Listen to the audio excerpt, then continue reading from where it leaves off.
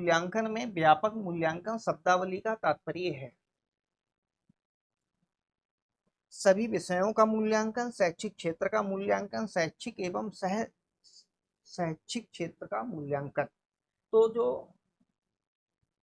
सतत व्यापक मूल्यांकन होता है, कंटिन्यूअस कॉम्प्रिहेंसिव इवैल्यूएशन, इसमें हमारा जो होता है वो शैक्षिक क्षेत्र के साथ साथ जो सह शैक्षिक क्षेत्र होता है उसका भी मूल्यांकन किया जाता है, अर्थात पाठ्य सहगामी जो क्रियाएं होती हैं विद्यालय में उन सबका मूल्यांकन इसके अंतर्गत किया जाता है। तो उसका राइट आंसर आपका सी होगा।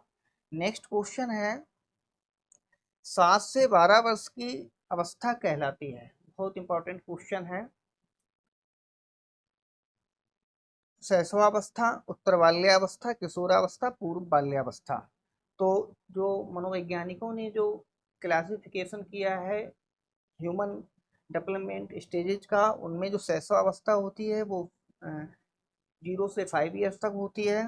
उत्तर बाल्यावस्था होती है वो 9 से 12 साल तक चलती है। किशोरावस्था जो होती है टीन एज कहलाती है, जो 13 to 19 चलती है। और पूर्व बाल्यावस्था जो होती है वो 7 से 12 वर्ष तक होती है। तो ध्यान में रखना है, इसका जो राइट आंसर होगा वो डी होगा। अब नेक्स्ट क्वेश्चन देखते हैं। तत्परता का नियम का संबंध है। थॉर्नडाइक ने सीखने के 5 नियम बताए थे।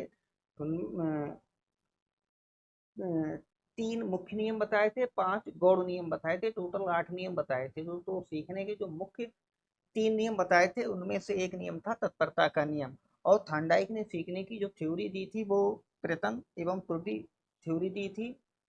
तो इसका जो राइट आंसर होगा वो डी होगा। नेक्स्ट क्वेश्चन है सुझाव ग्रहणशीलता किस अवस्था में सर्वाधिक पाई जाती है। ये भी इंपॉर्टेंट है। देखिए अवस्थाएं हैं, किशोरावस्था जो होती है टीनेज कहलाती है, ये दिवा स्वप्न की अवस्था कहलाती है, बच्चे ड्रीमर होते हैं। उत्तर बाल्यावस्था जो होती है 9 से 12 साल की होती है, इसमें बच्चे मेच्योरिटी की ओर आगे बढ़ते हैं, उनमें रिफ्लेक्टिव चिंतन धीरे धीरे डेवलप होने लगता है। और जो पूर्व बाल्यावस्था होती है वो 6 से 9 वर्ष तक होती है, 9 वर्ष तक। तो इस अवस्था में सुझाव ग्रहणशीलता सर्वाधिक पाई जाती है, ऐसा मनोवैज्ञानिकों का मानना है। तो इसका राइट आंसर सी होगा। अब नेक्स्ट क्वेश्चन देखते हैं कि सृजनात्मकता है, क्रिएटिविटी क्या होती है। जन्मजात योग्यता है, मानसिक योग्यता है, परंपरागत योग्यता है, प्रश्न को हल करने की क्षमता है। तो जब हम क्रिएटिविटी का अध्ययन करते हैं तब हम देखते हैं कि मनोवैज्ञानिकों का मानना है कि जो क्रिएटिविटी होती है वो सभी बच्चों में कुछ ना कुछ मात्रा में पाई जाती है, सभी बच्चों में क्रिएटिविटी होती है। वहीं एक्सेप्शनल चिल्ड्रन वो होते हैं जिनमें क्रिएटिविटी की मात्रा अधिक होती है। तो क्रिएटिविटी जो होती है मनोवैज्ञानिकों का ये भी मानना है कि ये जन्मजात और मानसिक योग्यताओं का मिश्रण होती है। तो लेकिन यहाँ पर क्वेश्चन पूछा जा रहा है कि सृजनात्मकता एक है, जन्मजात योग्यता, मानसिक योग्यता, परंपरागत योग्यता, प्रश्न को हल करने की क्षमता।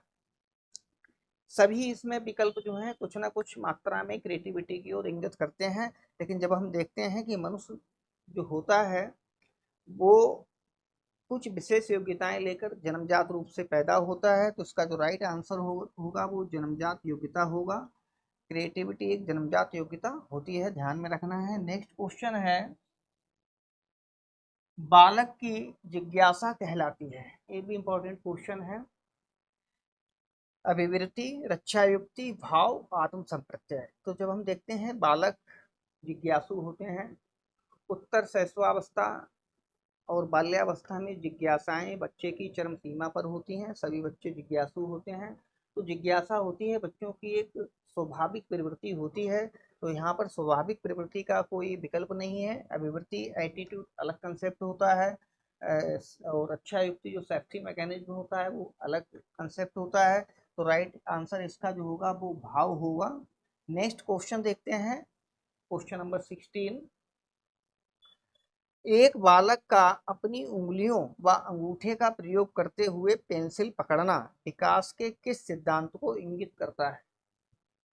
ए प्रीवियस क्लास में कल मैंने इस पर चर्चा की थी, प्रिंसिपल्स ऑफ डेवलपमेंट में।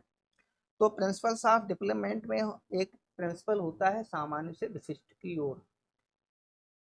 बालक जो है ग्रोथ और डेवलपमेंट के स्टेजेस में सर्वप्रथम अपने सामान्य अंगों का प्रयोग करना सीखता है और तदुपरांत बालक जो है वो विशेष अंगों का प्रयोग करना सीखने लगता है। तो यहाँ पर जैसा कि क्वेश्चन है, एक बालक का अपनी उंगलियों व अंगूठे का प्रयोग करते हुए पेंसिल का पकड़ना, अर्थात विशेष अंगों का प्रयोग करना बालक यहाँ पर सीख चुका है। तो ये सिद्धांत जो है इंगित करता है सामान्य से विशिष्ट की ओर। तो इसका राइट आंसर ये होगा। नेक्स्ट क्वेश्चन देखते हैं, क्वेश्चन नंबर 17।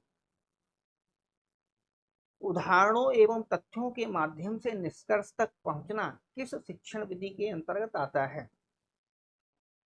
उदाहरणों एवं तथ्यों के माध्यम से निष्कर्ष तक पहुंचना किस शिक्षण विधि के अंतर्गत आता है? तो यहाँ पर 4 विधियां हैं। निगमन विधि, निगमन विधि में नियम हम पहले बता देते हैं और उदाहरण देकर फिर उन नियमों की हम पुष्टि करते हैं। तो इसका राइट आंसर ये नहीं होगा।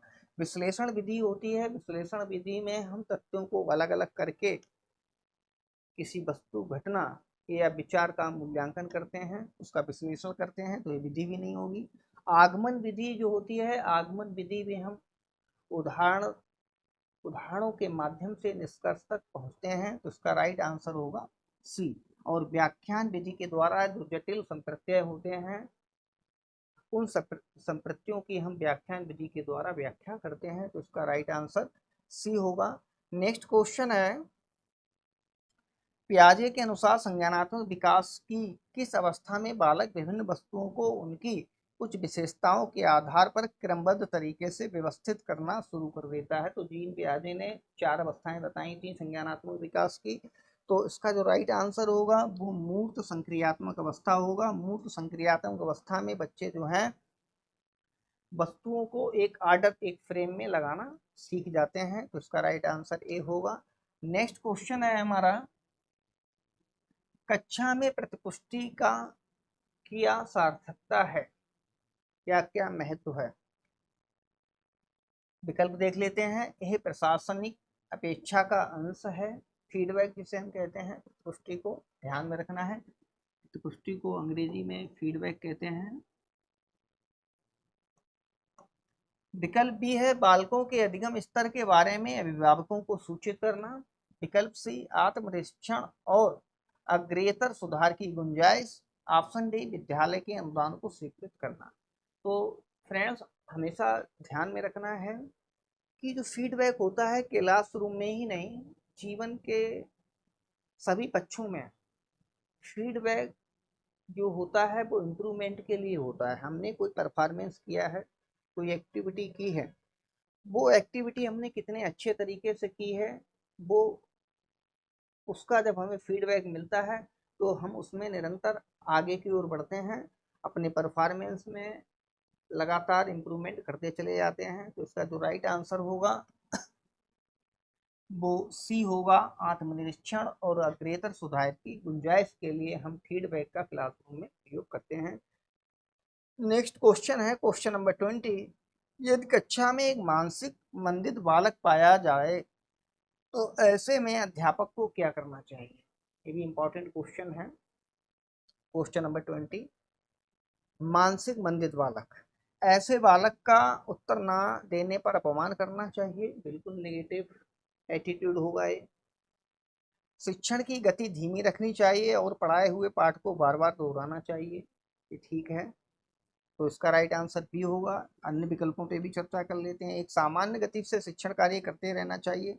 यदि हम सामान्य गति से शिक्षण कार्य करते चले जाएंगे तो बैकवर्ड चिल्ड्रन है वो मुख्य धारा में नहीं आ पाएंगे और वो पीछे हो जाएंगे, और जो प्रतिभाशाली बच्चे होंगे क्लासरूम में वो आगे बढ़ते चले जाएंगे, सामान्य बच्चे भी आगे बढ़ते चले जाएंगे।